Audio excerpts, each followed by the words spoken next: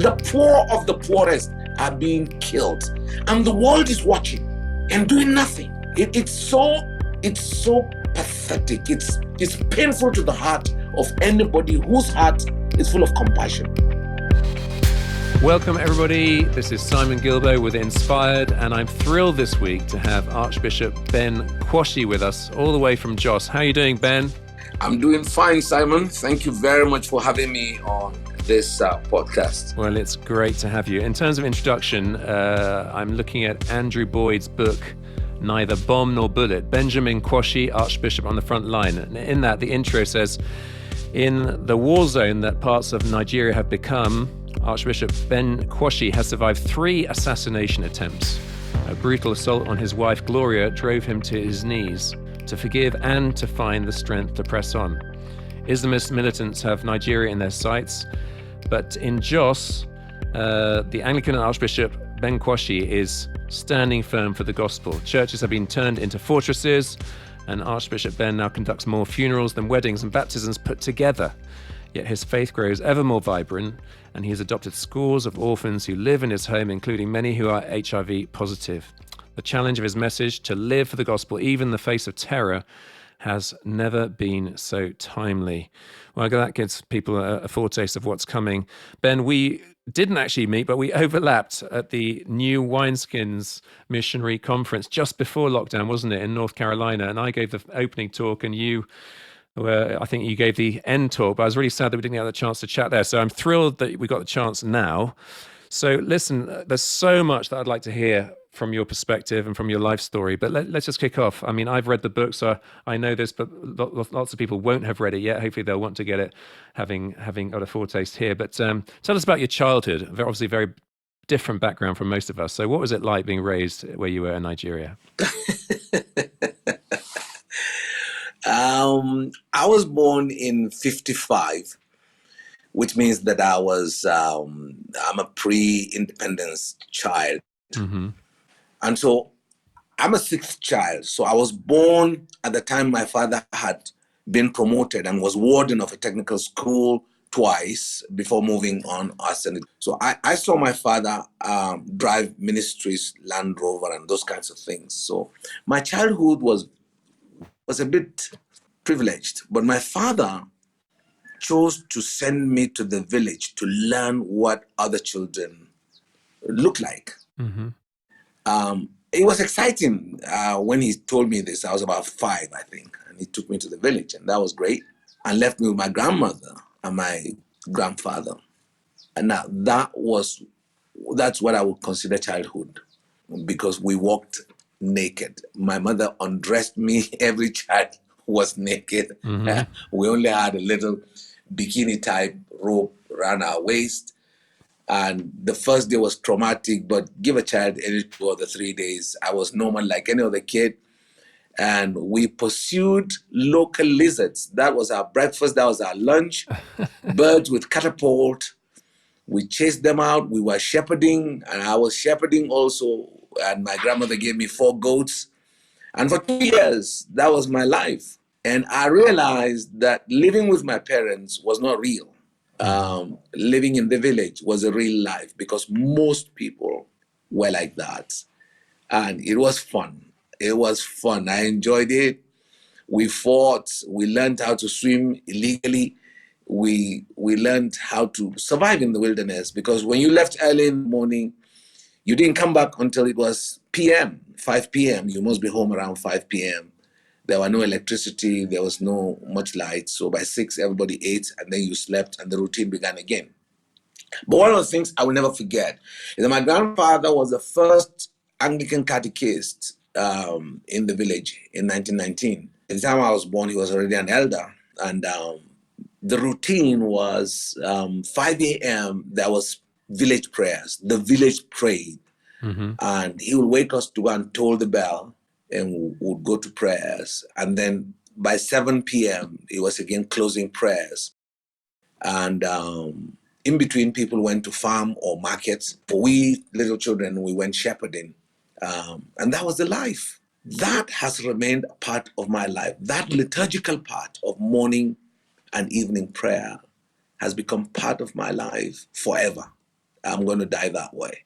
And feeding was so simple, very simple, very, very simple. So that was my early childhood. Then I went to primary school. My father came and took me away from the village. And by now I had become a wise kid. And I now understood what life was like, and then went on to military school. So when in your journey did those rhythms actually become sort of internalized in terms of you having a real experience of Jesus in your own life? That was more after I had left the military school. The military school was a kind of a military elite training school for those the Nigerian army felt were going to be the teachers, the technicians, the infantry, the leaders, as it were, within the army of all ranks. So if you went through the military school, you were trained as a potential leader at whatever level. We were privileged in our time, very, very. We were well looked after by the federal government. Our parents didn't pay school fees, our uniform. We were virtually government property. That was what it became. And when you graduate, you went in the army. You could discharge though, which was what happened to me. So it was after school, around 1975, 76, early 76, that I really committed my life to Jesus Christ. And it was interestingly through the ministry of a lay reader of the church in the barracks at that time, a brother named Dominic Oke. He was witnessing in the streets. That was his calling as a lay reader. He led many, many people to Christ. And I happened to be one of them that day as I was going out to town. But his gospel, which he presented to me, turned my life around. And I never went into town again. And I prayed for Jesus to forgive my sins. I prayed for Jesus to receive me. And that began the journey of where I am today. But the background is that in between my finishing school, 74, and the time I received Jesus Christ was a wild life. At that time, Nigeria was very, very wealthy. And Nigeria was pretty responsible. The leaders were very responsible. I mean, most youth that are leaders today didn't struggle to get a job, didn't struggle to buy a car, new car, didn't struggle to go to school in England, postgraduate, didn't struggle to go to America, anywhere in the world.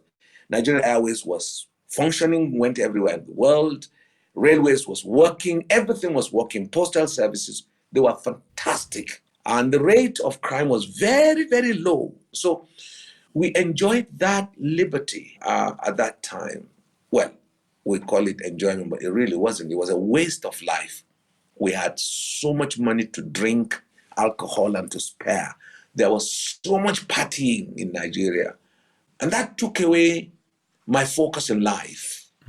I was playing around until this time when Brother Dominic cared enough to speak to me. And my cigarette, that was the last day I took it. And that was the last day I went partying, alcohol, and wildlife. It was a turnaround, massive turnaround. My mother didn't believe it because she always thought it would be one of my tricks, but she watched it for years until I got to seminary. At my graduation, she said, well, Ben, I now believe Jesus has worked. So when did you feel like you had to leave the army straight away, or what was your journey into the church? No.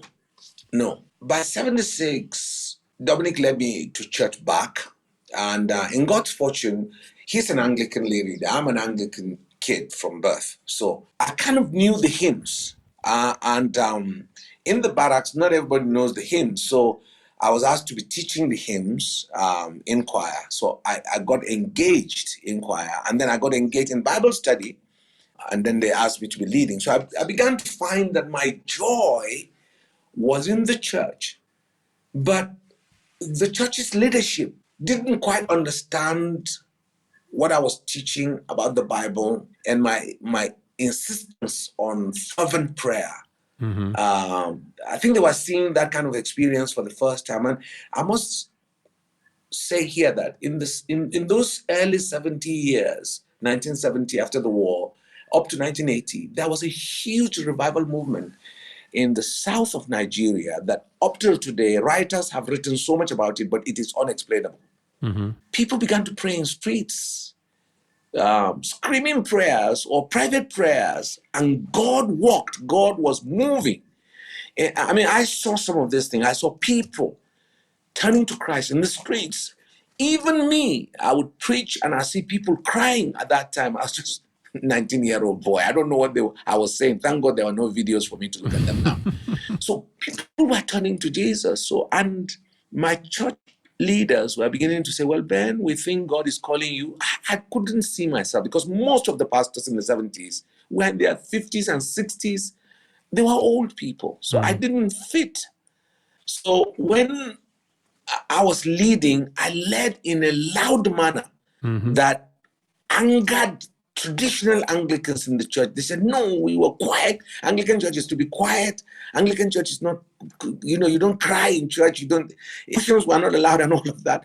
And somewhere along the line also, I then realized that the church was not giving accounts. The church wasn't what we read in the Bible. So I made the mistake, thankfully though, of writing these criticisms, and I gave it to one of the vestry, one of the church council members. And he unwisely passed my criticisms to our pastor then during service. So the pastor read it and was very angry. So as soon as the service ended, he chased me and sacked me out of the church. He kicked me out of the church entirely, removed my name from registry, stopped me from everything. And so I was home. Now my sympathizers followed me to my room in the barracks, and Bible study began in my room. Now the temptation was for me to start a small church. But in one of my private prayers, the Lord ministered to me. He said, why are you crying about your church? Go back. Go and repair my church. Now you have had an experience of how my church is suffering for lack of teachers, for lack of catechists, for lack of evangelists, and for lack of workers. In God's grace, our pastor came to my Bible studies that week and invited me to come back to church. So I came back with the entire group, and another pastor was posted, newly ordained, a gentleman called Reverend Sila at that time. He's now retired venerable in Jos here. He came and he picked me on his wings to lead the youth and to put speakers in church and all those modern things that I thought we should be introducing for the sake of evangelism. And to continue with my outreach, we went from signals barracks to preach to them in the evenings. We went to transport barracks. We went into town. We went into villages, and people came to church. And within a year, a church that was barely 300-400 were more than 1,000.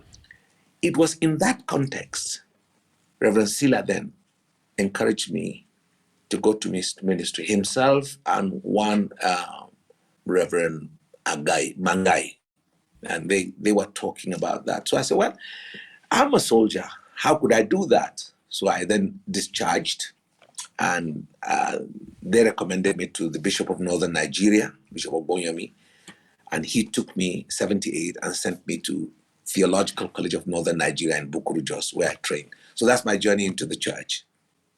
So now you're in the ministry, and it seems from reading the book that everywhere they sent you, things just grew exponentially. Tell us a bit about that. I've given that extensive description of my call to ministry so that it will explain my vision, because everywhere I went, I have this view of God's call for me to listen to him, for him to give me directions of what he wants me to repair in his church. And that explains it for me. I was sent to Numan as a young catechist in training, and a church of about 45 people grew to about 90 within 3 months. I left. I was ordained in 1982, sent to St. Andrew's Church, a colonial church, largely expatriates. There were barely 70, 80 registered members. By the time I was leaving in 4 years, there was over 300 people. And we had opened new stations in Zaria, evangelized rural areas. And then I was sent to Zonkwa in 1987. Again, I inherited about 40 congregations with 5 clergy as district chairman. The church grew. By the end of the year, we had over 26 catechists and over 60 congregations. Then I was sent to Polytechnic as the first chaplain. I didn't last long there. The crisis in northern Nigeria and Kaduna in particular, I spent only 3 months. But within that period, we were able to establish our presence and to get foundations of the chapel now, which is built. And then in 1990, I was sent to St. Francis as principal of Theological College. We grew the college within a year from 40 or so students to 107. And we built with our own hands all the hostels and some of the classrooms and the vice principal's house and other facilities we built. We roofed it. I closed down the school for 3 months, and that was what we were doing. Then I became bishop, and I came to Jos 1992. There were only 17 clergy and 80 or so churches in Plateau and Nasarawa political states. And I started a seminary in my parlor, and little by little we grew. And by the next 5 years, we had over 90 clergymen and over 170 churches in the 2 states. And then we concentrated in Jos, and I was left with 45 churches in Jos and about another 40 clergy. And in the last 7 years, we've grown to over 120 in the current Jos diocese with about 90 ordained clergy. So that's my life. Hi folks, I hope you're enjoying the podcast. If you are, it'd be great if you shared it with as many of your mates as possible so that other people get to hear about it. And listen, if you would like to support our work in Burundi, which is the hungriest country in the world, I'd love support there too. You can do that by going to greatlakesoutreach.org/inspired. Now let's get back to the podcast. Yeah, it's beautiful. So with that explosive growth, I know that, you began to be noticed by the extremist Islamic community. When did it start hotting up for you on that level?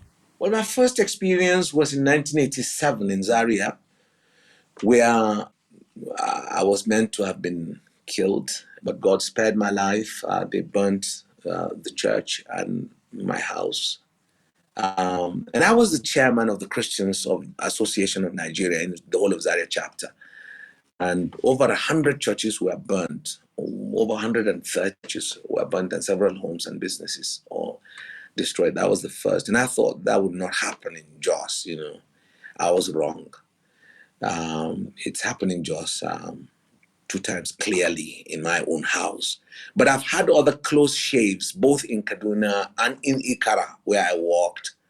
So I've lost count of how many times God has spared my life. And the latest is cancer. Right. Okay. Well, we'll come to that maybe later. Can you share, without sort of, unless it's traumatic, can you share some of those near escapes and what happened? Well, in the case of Zaria, where it all began, I couldn't believe it because some security personnel came and told me to leave my house. I think it was at the midnight that some other persons came, literally evacuated me by force because my wife had traveled, only my daughter and I were there, and I was not ready to leave my house. We left, and then by morning time, the whole place, I think they used something to explode the house. Mm-hmm. That was that. The ones in Jos, they came. They knew I was going to return from England that night, that morning. So they came in the night of the morning I was returning from England because BA comes early in the morning. But when they came in the night, I had not come back. I had postponed my return, and they met Gloria, my wife, and it was very ugly. They left her half dead and blinded. But she recovered. Then a year later, they came back again.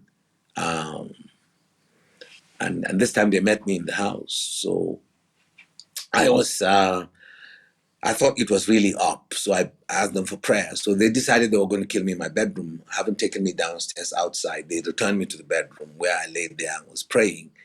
And it was in that context of prayer, I never opened my eyes. After some time, I felt hands hold my own hand. And when I peeped, I saw it was Gloria. And she said, just keep praying. We're all praying. We're praying. And a few minutes later, I saw my son walk in. And I asked him what it was. He said, Daddy, they're gone. They're gone. So they left. Those are the ones that were really close. And can you explain what happened? Do they know what happened there with them just walking out? I don't know. I think only eternity will reveal. Because there really wasn't any much conversations between the two of us, other than between me and the group and them and their leaders, other than for me to beg them to give me opportunity to pray. And they didn't take anything except a few souvenirs. We found out later on that they had taken Gloria's ring, and they had beaten my last son and almost broke his jaw. And my son, who walked in, the older son, he was the first person. They beat him to fainting. So when he recovered, he got up and said they're gone. Wow. If Gloria was with you on this, what would she share of her experience, or would she just not want to talk about it? Well, Gloria was amazed. I mean, she was so sure that I was going to be killed. So she said to me at that time, she was praying. She didn't want to be a widow, and no blood should be shed. That was her prayers. And unknown to me, that was what I was praying to. I said, Lord, if they're going to take me, let it be me alone. Otherwise, no blood should be shed. But she was definitely traumatized big time, because she's seen these people before.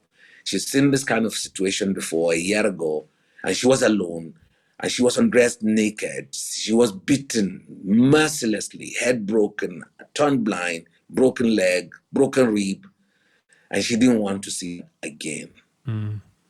But God spared us this time. And is it likely that stuff's going to happen again and again? Oh, yes. Oh, yes. We're living with that reality, and only asking for grace that the Lord will just be by us and with us, to protect us from that, or to give us grace to walk through it. As I talk with you now, I mean, just this morning, some people were killed not far away from here. A whole family wiped out. Mm-hmm. It's very frustrating that we don't hear about it at all, pretty much. Occasionally, Barnabas Fund or some such group will highlight it, but it seems like, it's just not fresh news in the West, whereas it should be, shouldn't it? Yes. I don't know why the world is not interested, largely because I think it's a purely wiping away of Christian witness in this part of the world. That's what happened. That's how it started in the Sudan, and it's now in Nigeria. So it's you can look at the trend and see that that's the case. So the world press is not interested in highlighting that it is Christian, but it's happening daily. In fact, I saw another picture this morning. Some people it's raining. People's farm was destroyed. A whole acres of farm destroyed by Fulani herders. Nobody cares. No. Now, you had and have, don't you, plenty of Muslim friends, and you've tried to work together. What's that look like, trying to be a peacemaker or a peace builder? Well, you can talk as much as you like, and I have been talking for nearly 40 years. I grew up with Muslims all my life. I always have. We still are together. We know each other. But you must understand that both Islam and Christianity are evangelistic religions. Mm-hmm. It is the methods that differ. Whereas Christians, the Christian mission that I have inherited wants to bring hospital, education, care for widows, care for orphans, care for the vulnerable, set up farming, agriculture, and industries for people to have a future and a hope, both in this life and in eternity. There are other versions of Islam who believe that their evangelistic method is by forcing you to convert with the sword or with the gun. And so when we talk with our other friends or brothers and sisters whom we have grown up together and we've become quite related, we talk fine, we live well. But I'm afraid they have no control over these. If you look at what has happened in the last 10 years or 15 years, the Fulani herders are now armed. Mm-hmm. They never were armed when we were children. We grew up together with some of them, went to school with some of them. They never, ever were armed. But now they are armed. The question is, who's arming them? If you look at the Boko Haram, who have invaded universities and schools and recruited young people who ought to have graduated, are educated, are enlightened, supposedly, in a Western civilization, but have gone into this militancy. They are armed. They are using their knowledge negatively, and they are destroying things. So there is somebody somewhere who must be funding them, who is training them, because the kind of killings you see has to do with training, Mm-hmm. has to do with equipping. Nobody keeps an army hungry, ununiformed, and unarmed. Yeah. So there is somebody somewhere, and this is where I think our government and the governments of the world, because I'm absolutely certain, wherever these guns are coming from, the governments of the world know. Mm-hmm. Wherever these trainings are happening, the governments of the world know. So it's more than frustration, because you're seeing your loved ones, you're seeing people you care about, your flock being butchered, being slain, houses burnt, farms burnt, and you're crying out. You would think you of all people would have one of the loudest voices, but no one's listening. No one is listening. I am hoping that our brothers and sisters in the West will speak to their governments, because the arms are not manufactured in this country. Mm. The efficiency of those arms cannot be manufactured in this country. The amount of money that government spends on an army, we're talking of billions of dollars. And this Islam in West Africa and in the Maghreb, as well as Boko Haram and their sister organizations, they are a huge army. If governments spend billions of dollars legitimately to keep their armies, you can imagine what this sidetrack or Islamist armies and who keeps them. And they are very loyal to their commanders and to their cause. And they have survived the last 15 years fighting and killing and doing even more. Because right now in the south of Nigeria as well, nowhere is safe.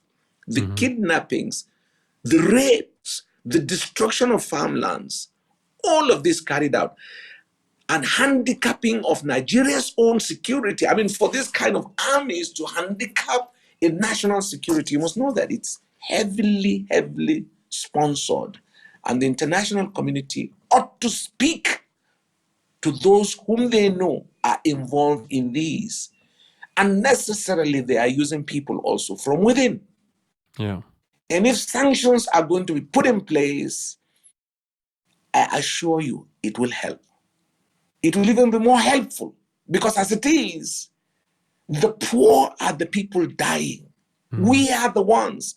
We as Christian church, we're not looking to be politicians. We don't even want to hold political office. We just want the poor people we serve to have an opportunity to raise their children, send them to school, and feed. That is all. Yeah. But boy, this is a merciless government we're serving. They don't care. The poor of the poorest are being killed, and the world is watching and doing nothing. It's so pathetic. It's painful to the heart of anybody whose heart is full of compassion. Yeah, and you can look across west to central to East Africa. It's just almost in a band, isn't it? Cameroon, Central African Republic, moving down in northern Uganda, Sudan, as you mentioned, Somalia. So you've got Boko Haram, we've got Al-Shabaab our side. Yeah, is it Saudi money? I mean, presumably you've investigated all that. Yeah, I mean, these sources are they're a lot. We don't know the exact sources, but even UAE was able to trace some Nigerians in Dubai who were conduits of sending money to Boko Haram, to ISWAP, and to some of these militant organizations. Now, it took almost over a year before Nigeria also just acted. So who's stopping Nigeria from acting? Who are these people? Surely they know. Surely they know. But my cry is that the Western churches are very powerful. I know that they are. There were times the Archbishop of Canterbury, give him credit, much credit, honestly, Archbishop Welby, has challenged the president of Nigeria, not once, not twice, which was great. But my greater challenge is to challenge the British government, because British government knows. I mean, we have so much in common between Nigeria and British government and Britain that we know each other. Most of these people have accounts in Britain. Their children go to school in Britain. Yeah. They have homes and houses in Britain. So these things are known. I think the governments need to rise up, because the blood of the poor, I'm not talking about the rich. The rich fly to anywhere and go and get their treatment and send their children abroad. These people are extremely poor. These are not people who will get more than 100,000 naira any 1 year. They live in the farms, but now they can't go to the farms. Their children are killed. They are killed. They themselves cannot survive. I mean, it's just not right. Nobody has sympathy. Nobody is willing to show mercy, and it just becomes an item that is buried. It's not even mentioned in news. It's an item. Yeah. Oh, some people were killed, and then everybody passes by. Our job now, basically, we are training and ordaining people to conduct funerals. That's what it looks like. There are far more funerals than naming ceremonies. So why don't you, I mean, from a Burundi context, I've seen this happen time and again, even with great men and women of God. They just leave, they take their families off to America or to Canada or to Belgium or England, wherever, and just rebuild and have a safe life. What keeps you there? The Lord. The Lord keeps me here. As you know, I just arrived last week from the US after being away for nearly 9 months of cancer treatment, and people are wondering, why would I come home? I have to come home. I have to come home, Simon. I just have to come. The people, I can't leave these people. I mean, when you look at 500 or 600, more than 500 children that Gloria and I are looking after, I mean, these are children, you put them in the streets tomorrow, they have nowhere else to go. Some of the children, their parents and families and relatives are all killed. There's not a single known relative on earth. They're killed. Where will I leave them? How will I leave them? The ones in my house are adopted children over 70. Where will I go? I can't go anywhere. And then when you look at that, you look at my membership. Physically rural. The faithful few in the city of Jos, I tax them a lot. I get their monies to support the rural churches, to give generously, and they have in the last 15 years. Jos, we have sustained people from here to Northeast. We have sustained people from here to parts of the central Nigeria. We have. The Lord has used the Diocese of Jos greatly in that regard. And besides, we've also invited those who have no homes elsewhere. Most of them are in Jos and living with some of our members or around our churches, and we're looking after them. So I can't leave. And I don't think the Lord will ask me to leave. I don't want to leave. I must stay here with these people and continue to teach the Bible, because that's the only thing that helps us to navigate our difficulties and the complexities of Nigeria. We're not looking at the politics. We're not even looking at world politics. We're just looking at the Lord and His Word. That's the only thing we have. We're not even engaged in the politics of the church about theology. We want to live our simple lives with the Bible in our hands and look up to God until the day He brings us reprieve, or until the day we meet Him in eternity. Yeah. So, I mean, I've faced this without being, facing the same kind of beatings up and torture and stuff that you've gone through as a family.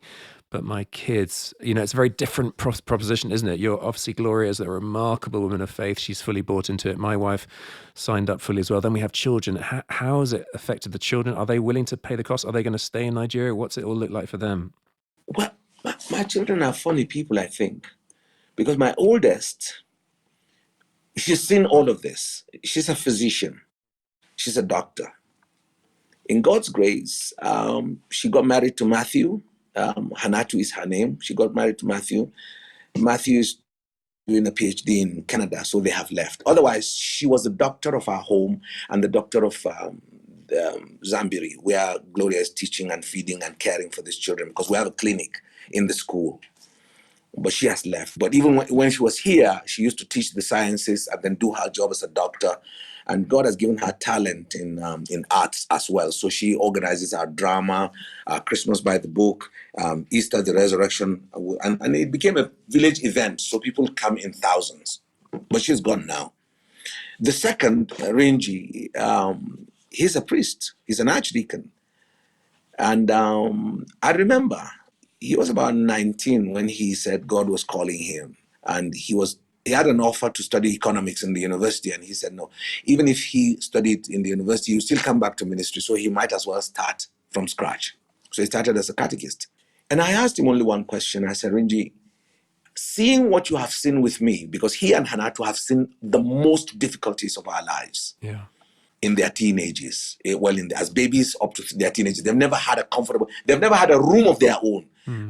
Those two, they've never seen water coming out from a toilet in a room. They've never seen that. So I asked him, and he's not giving me an answer today. And he's been beaten twice. He's been attacked once in his village. He's been attacked by tuberculosis in one rural area, almost died. He survived it. He's been in missions in South Africa, in Uganda, and more recently he came back from Singapore after spending 2 years in the cathedral as a mission partner. So the third is an automobile engineer. He's his mother's right-hand bag. He's an automobile. He repairs the generators, repairs everything in school, every electrical, everything he repairs. Only recently did he get a job 3 months ago, and he's left home, but he has always been there teaching maths, teaching physics. So they are part of the ministry. The fourth is coming home as a doctor, and he's coming home. He's just graduated from Eastern Europe. He's coming home next week and wants to come and serve with his mother. The fourth is, she's a lawyer.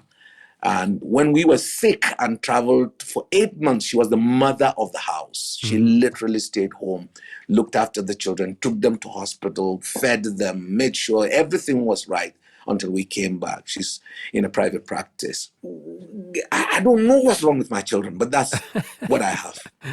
Oh, well, praise God. I find it very challenging. I've got my three who are a bit younger and, well, I mean, they've listened to gunfire, they've had burning barricades, but yeah, they didn't experience much more than that, and certainly not physical damage themselves. Now, listen, I'm just thinking, I'm picturing you there. I can hear the chickens occasionally, the cockerels squawking, and I'm imagining 70 orphans that you've actually adopted as your own in your house. So there must be a massive load of noise and lots of different rooms there. And then you've got another few hundred that you're taking care of, where you say 500. Looking ahead in the context of lots of people rooting for you, but lots of people very much not rooting for you, and sort of the Fulani herdsmen with their sporadic attacks, all that sort of stuff. I suppose my question would be, what is your hope, and what is two questions? What is your hope, and what is your vision? Let me answer the vision first. With my last son training to be an animal scientist and a veterinary doctor, he fits into I won't force him into it, but he fits into what vision we now have received with Gloria. We have land and we want to expand and settle. And Gloria's thinking that God might bless her and me with about 1,000 children to help, to school, to feed, and to give them a future. So we're looking at building hostels, blocks of hostels where we will all move into, so that we will have the children not living with uncles and people we recommend to stay with them and then come to school. We want to give them the same education. We want to give them the same health care, no matter even if they are 1,000. And we want to give them the same training in sports, in music, and in arts. Then after secondary education, they can move on when they can stand on their feet as young adults. And we want to set up an investment that will see them through tertiary education and release them into the world to be useful to God and to humanity. So we have that big vision. But in that vision is a bakery. We already have the bakery equipments through the gift of a brother. It has arrived. When I came, I looked at it. The bakery equipments are there. We're going to put up some things.